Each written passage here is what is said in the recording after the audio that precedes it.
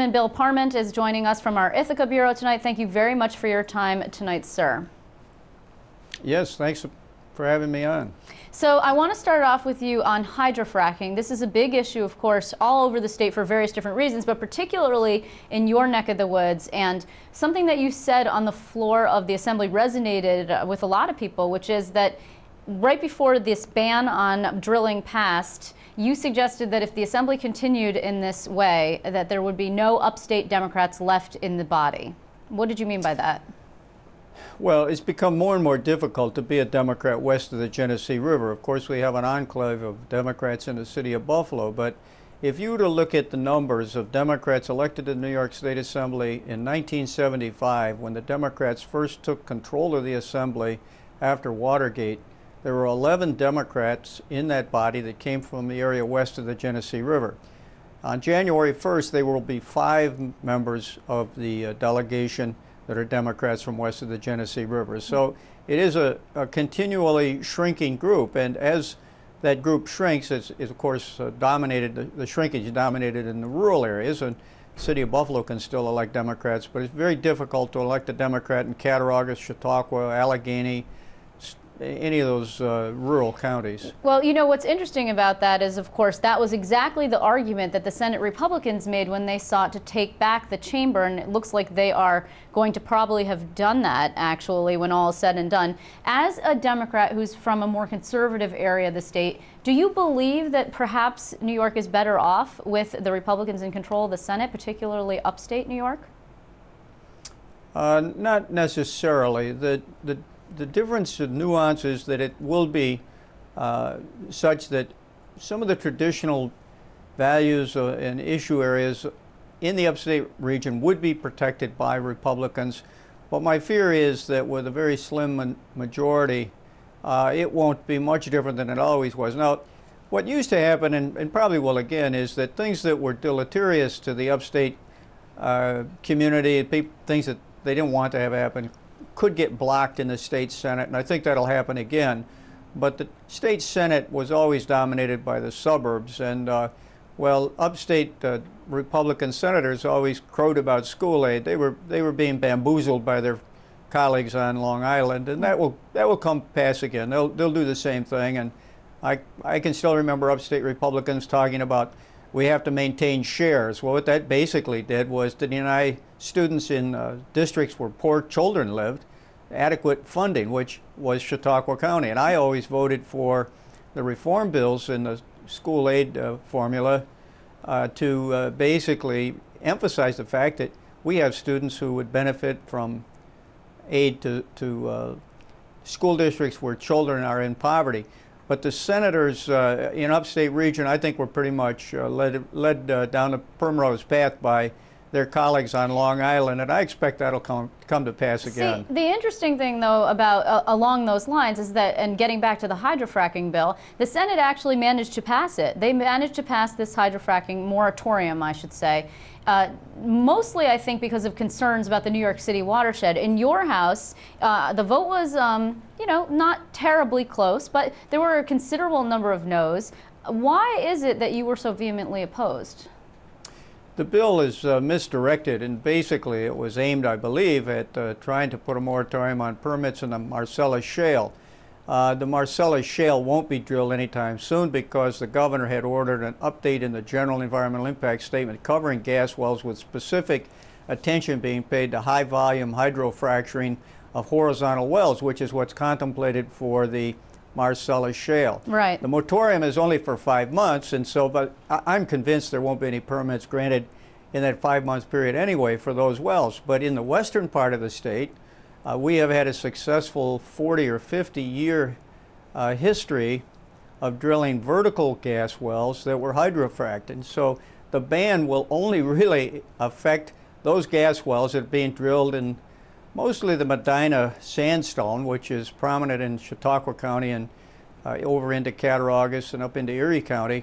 And it'll basically just shut down a very successful industry 4 or 5 months, cost us jobs, cost us financial investment and economic activity with no benefit that I can see to the environment or to long-term economic program of the state. It's a misguided bill, and it's basically because the Senate staffers who drafted it, I don't believe, understood the industry.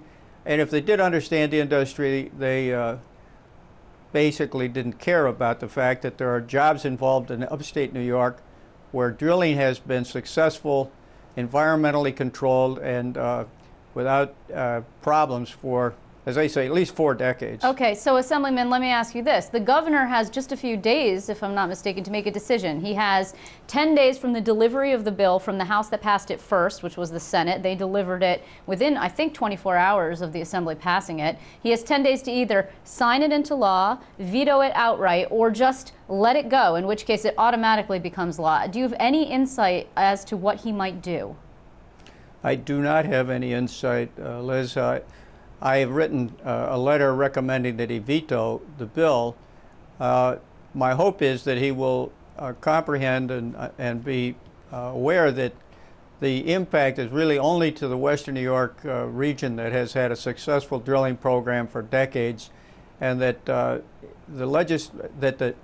state DEC currently has in law sufficient authority to put a moratorium on any geologic formation and drilling in any geologic formation until they're satisfied that it's environmentally safe. They've done that in Western New York. One time they closed in a formation called the Bass Island oil play for a period of 6 months because they weren't satisfied that they sufficiently understood the geology of that particular play.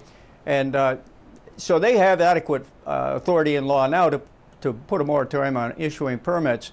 But this basically micromanaged by the legislature will just have the inadvertent, I think inadvertent, effect of killing the gas drilling industry in Western New York. So this actually might be the last time that we get to speak to you. It looks to me like the chamber, your side of the House at any rate, is not going to be coming back to Albany unless there's some kind of 11th hour deal on bailing out New York City OTB. So I just want to get your thoughts a little bit on your experience of being in Albany for over 2 decades. How do you think things are going to go between the executive, that would be Governor-elect Andrew Cuomo, and the Speaker of your Democratic Conference, Sheldon Silver? Well, I expect they'll have a reasonable relationship. They're both from Manhattan. They both have long experience in government. They both understand the issues well. And to be sure, there'll be differences of opinion. And Sheldon Silver has the unenviable job, I think, of trying to balance a very fractious and very liberal conference. And so if Cuomo presents a conservative message, which is what he ran on in regard to the budget, the Speaker will have to sell that message to a very liberal conference. Well, how does he do that, Assemblyman? How does he actually manage to do that? Well, you know, he's done better at it than most people give him credit for, frankly.